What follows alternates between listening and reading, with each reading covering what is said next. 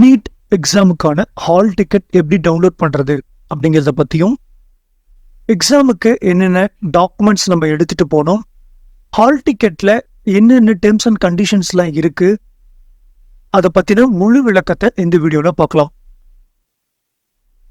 டிஸ்கிரிப்ஷனில் கொடுத்துருக்க லிங்க்கை கிளிக் பண்ணிங்கன்னா exams.nta.ac.in/neet/ அப்படிங்கிற இந்த மெயின் பேஜ் ஓப்பன் ஆகும்.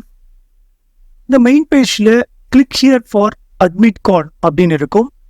ஸோ நீங்கள் கிளிக் ஹியர் ஃபார் அட்மிட் கார்டுங்கிறத கிளிக் பண்ணிங்கன்னா உங்களுக்கான application number, date of birth நீங்கள் கொடுத்துட்டு கேப்சர் என்டர் பண்ணுறது மூலிமா உங்களுடைய ஹால் டிக்கெட் நீங்கள் ஈஸியாக டவுன்லோட் பண்ணிக்கலாம்.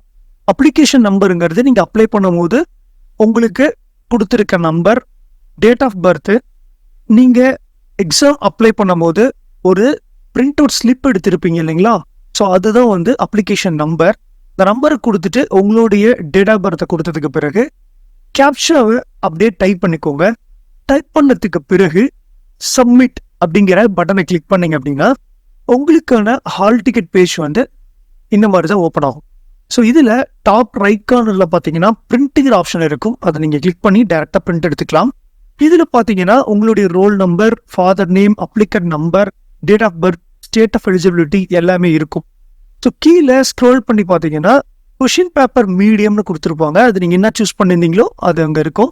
எக்ஸாம் டேட்டை பொறுத்த வரைக்கும் 5/5/2024 சண்டே அப்படிங்கிறது மென்ஷன் பண்ணியிருக்காங்க.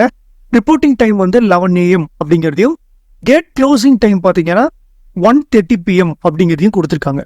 1:30க்கு மேலே டைம் வச்சுன்னா கேட் க்ளோஸ் பண்ணிடுவாங்க. ஸோ அதனால 11 AM (1:30) ஸோ இவங்களுக்கான டைம் கொடுத்துருக்காங்க. ஸோ 2 மணிலிருந்து 5:20 PM வரைக்கும் உங்களுக்கான டெஸ்ட் இருக்கும். சென்டர் கோடு கொடுத்துருப்பாங்க. உங்கள் சென்டர் நேமை, எங்கே டெஸ்ட் இருக்குங்கிற அந்த வென்யூ அதை ஃபுல்லாகவே உங்களுக்கு கொடுத்துருப்பாங்க. முடிஞ்ச அளவுக்கு 1 மணிக்குள்ளே நீங்கள் போக முயற்சி பண்ணுங்க. 1:30ங்கிறத நீங்கள் ஃபிக்ஸ் பண்ண வேணாம். 1 நிமிஷம் 2 நிமிஷம் டைம் ஆனால் கூட கேட் க்ளோஸ் பண்ணிடுவாங்க. ஸோ நீங்கள் எஃபர்ட் போட்டது எல்லாமே வேஸ்ட்டாக போயிடும். இதில் ஸ்க்ரோல் பண்ணிங்க அப்படின்னா ஃபஸ்ட்டு கேண்டிடேட் ஃபோட்டோ அப்படின்னு இருக்கும். நீங்கள் அப்ளிகேஷன் அப்ளை பண்ணும் பொழுது என்ன ஃபோட்டோ கொடுத்து அப்லோட் பண்ணீங்களோ சேம் அதே ஃபோட்டோவை இங்கே நீங்கள் பேஸ்ட் பண்ணுற மாதிரி இருக்கும், பாஸ்போர்ட் சைஸ். செகண்ட் வந்து லெஃப்ட் ஹேண்ட் தம்ப் இம்ப்ரெஷன் வந்து நீங்கள் வைக்கிற மாதிரி இருக்கும். ஸோ லெஃப்ட் ஹேண்ட் தம்ப் இம்ப்ரெஷனுக்கு அடுத்தது பார்த்தீங்கன்னா கேண்டிடேட் சிக்னேச்சர் இருக்கும். அந்த கேண்டிடேட் சிக்னேச்சரை பொறுத்த வரைக்கும் நீங்கள் அப்ளை பண்ணும்போது என்ன மாதிரி சைன் பண்ணீங்களோ சேம் அதே சைனே நீங்கள் இங்கே பண்ணுங்க. ஓகேங்களா? ஸோ டிஃப்ரெண்ட் வந்து மேக்ஸிமம் கொடுக்காதீங்க. ஃபோட்டோவை பொறுத்த வரைக்கும் வேறு ஃபோட்டோ எதுவும் பேஸ்ட் பண்ணாதீங்க. சேம் ஃபோட்டோ நீங்கள் அப்லோட் பண்ணதே பேஸ்ட் பண்ணுங்க.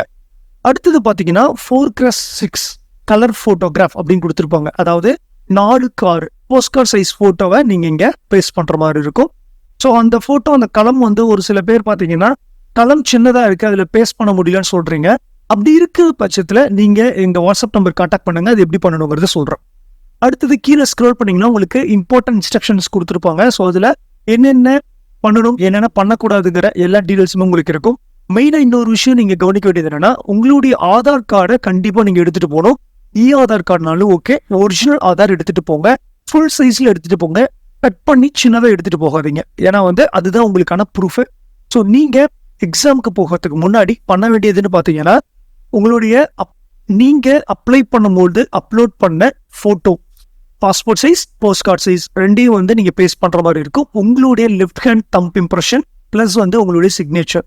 ஸோ இது எல்லாமே நீங்கள் பண்ணதுக்கு பிறகு உங்களுடைய ஆதார் கார்டு ஒரிஜினல் எடுத்துகிட்டு போயிட்டு இந்த ஹால் டிக்கெட் இது ரெண்டையும் எடுத்துகிட்டு போயிட்டு நீங்கள் எக்ஸாம் வந்து எழுதலாம்.